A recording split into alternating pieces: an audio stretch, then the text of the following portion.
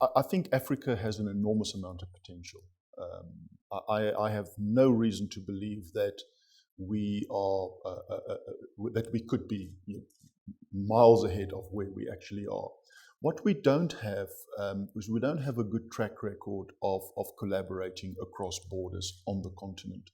The new Africa Free Trade deal, which is the biggest free trade agreement in the world if you measure it by the number of countries, which is 54 out of the 55 on the continent. It's only Eritrea which has decided to stay out of it. Has a lot of potential, the new CFTA.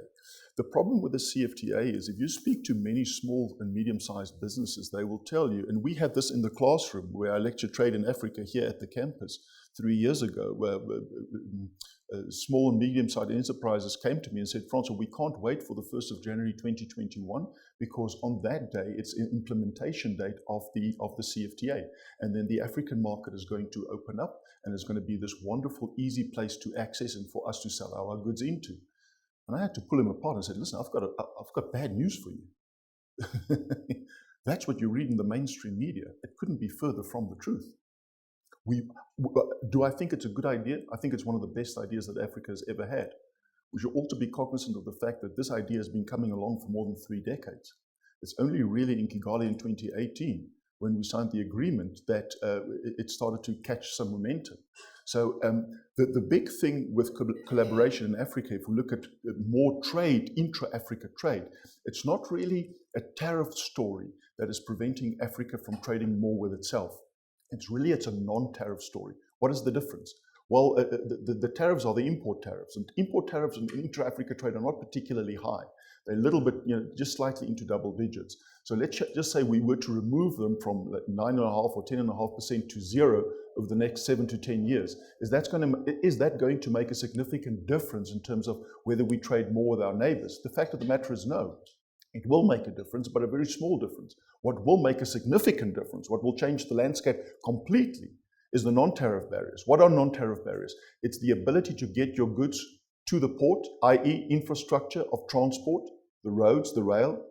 It's the processing, the time and the money that it costs in order to cross the border, and then that same thing is repeated on the other side of the border. So Africa trades more with the external world because it's more difficult to trade in the internal world. Can we blame Africa for not trading more with itself? No, we can't. We just need to improve the infrastructure in Africa and make it easier for things to cross borders, then more things will cross borders. When we trade with our own, with our previous colonial partners, the hurdles at those borders are much lower than the hurdles that we have with our African neighbors.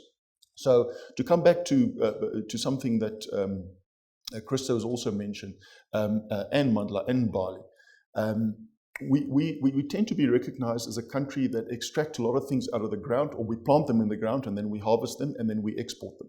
And we don't beneficiate a lot. Beneficiation and the ability of a country to produce a wide variety of things can be measured. There's good empirical ways to do this, and it's called economic complexity. And if you look at economic complexity, if you look at South Africa's economic complexity over the last 3 decades, it has declined significantly, i.e., we have a lower variety of diverse goods that we actually produce and export. And they are of a less complex nature. Why? Well, over time, we've chased away the skills that are necessary in order to produce those very complex things. So if we want to turn around the characteristics of our production in this economy, what we need to do is we need to be friendly towards skills that we don't have in the country. And how do we do that? There are 2 ways. We can grow the skills, typically takes about a decade or 2, homegrown, or we can just import them and slap them with terms and conditions and establishing a new industry. And like so many successful OECD countries do internationally with their immigration policy, New Zealand gets it right, Australia gets it right, Canada gets it right, the UK gets it right. But we are not doing that. So our industrial policy, our trade policy, and our immigration policy are all going in different directions. And the result is we have no growth. So we need to align policy. We need to align. Leadership needs to take us in a certain direction And it's very clear over the last few years, especially since the start of the pandemic, is that the divide between business and policymakers are growing bigger and bigger because we're not going in a direction where we can improve our wealth of the country.